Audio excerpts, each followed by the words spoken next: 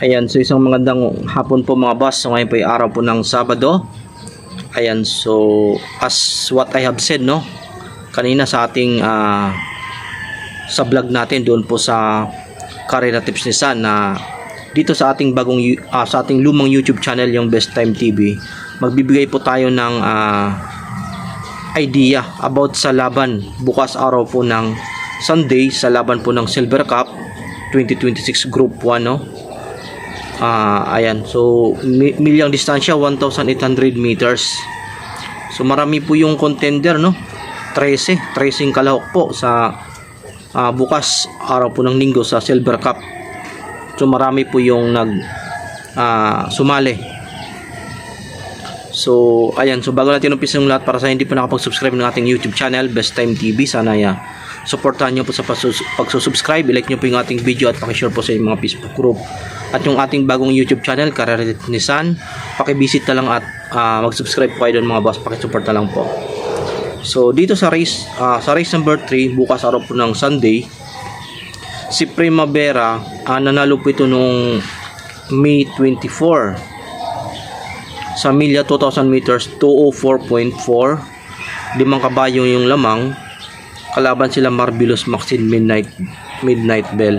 So mainam yung huling panalo ni Primavera, 2:04.4 sa 2,000 meters. Si Jungkook naman tumakbo noong May 24 sa 2,000 meters, kalaban sila Circus Crowd, na kung saan nanalo si Circus Crowd. 5 length ang lamang sa kay Jungkook na segundo, tapos Isidas tercero. So 2:03.6 ang naitalang preba po ni Jungkook. Stolen Ola, ang huling takbo nito February 1 sa regular race, tapos nabakasyon na June 3 tumakbo sa barrier. So walang gaanong batak itong si Stolen Ola. Tingin ko walang gaanong batak. So para sa akin, si Stolen Ola, ito para sa pag mga ganito kasi na mga stick race, tapos walang gaanong mga batak yung mga kabayo, binibigyan ko ito ng mababang win rate. So dito siguro nasa 2 or 3% kay Stolen Ola ako.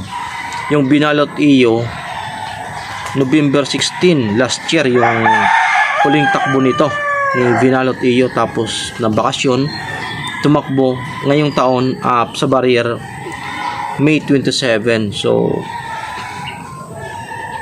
yan, para sa akin mahaba lang bakasyon ni Binalot Iyo. So yan, same as Stolen Ola, binibigyan ko po ito ng mababang win rate. So nasa 2 or 3% lang. Vashiro, ganon din, no. December 14, May 27 tumakbo sa barrier. Nung December 14 regular race, tapos bakasyon na. May 27 ngayong taon tumakbo sa barrier, tapos ngayon bukas tatakbo na po siya. So walang ganong batak din itong Bashiro na ito. Yung War Cannon, ganon din, December 14, tapos ngayon lang ulit tumakbo noong May 27, same as Bashiro.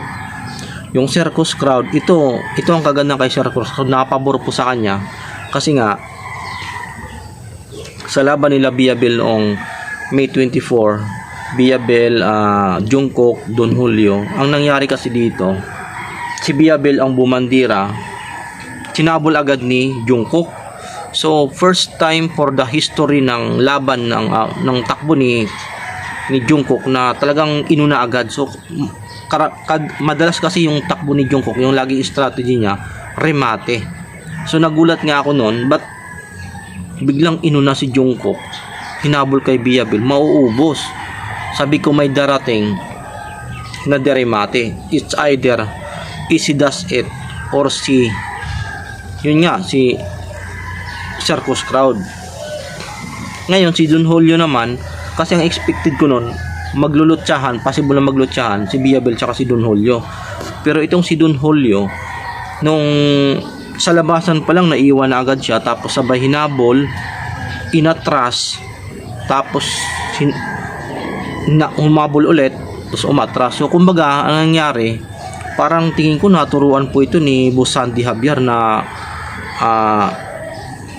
matutong sumayaw ng cha-cha itong si Don Julio. Kaya nga sabi ko, ako naturuan to ni Busandi na kasi si Busandi warayan, malupit yan sumatcha. Tingin ko naturuan po si Don Julio. So yan po yung nangyari nun, kaya napabor kay Circus Crowd. So impresibo naman yung takbo ni Circus Crowd, nakapagtala ng 202.6.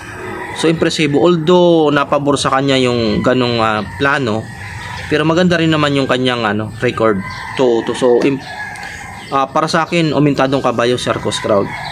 Midnight Bell, tingin ko ang huling takbo nito ang sama. So binibigyan ko lang po ito ng mababang win rate percentage.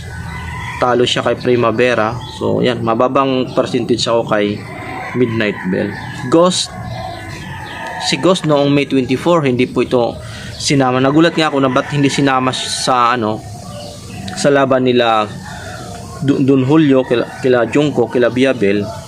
Samantala, kumbaga nasa level po nila Jungkook itong si Ghost. So nung nabalitaan ko, hindi talaga sinali doon kasi nga kakapusin po ng preparation. So kumbaga kasi galing sa bakasyon si Ghost, kakapusin. So walang panalo po si Ghost doon, kaya hindi na po pinilit.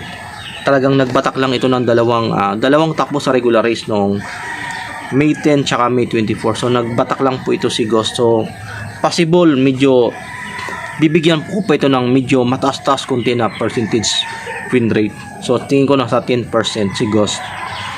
Painubo, tingin ko pandagdag lang po ito dito. Panahog, pero wala ako sa kanya. Hindi ko siya type. Easy Does It, pwede. So same as Ghost, tingin ko may chance din po ito si Easy Does It ng konti.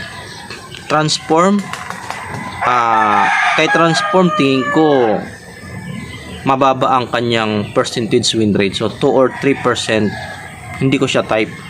Don Julio, pansama. So pansama po si Don Julio. Although ang pangit ng huling takbo nito na natutong magchacha, pero Gold Cup winner po yan mga bayang karerista, no? Nung 2025 Gold Cup winner, malayong nanalo po yan.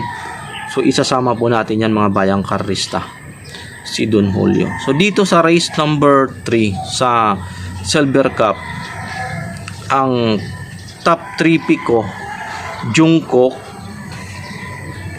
Circus Crowd, Don Julio. So sila ang top 3 pick ko, yung Sevilla Stable.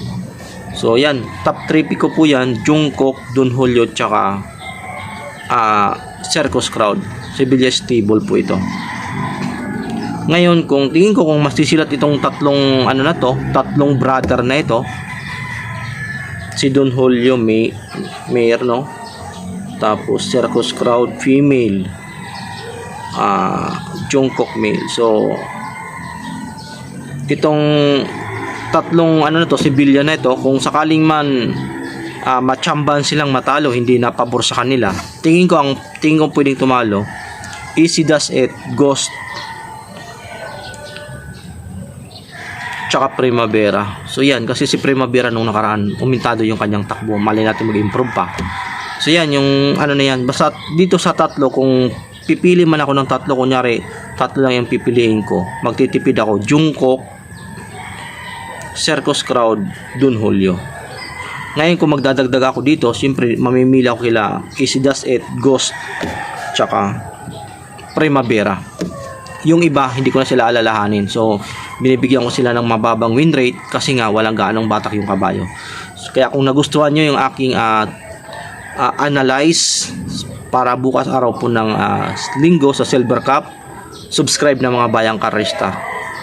Sa mga susunod na kabanata ng mga takbo ng magagandang stick race, bibigyan natin yan ng magandang reaction video dito sa ating channel Best Time TV. Maraming salamat at magandang hapon po sa inyong lahat.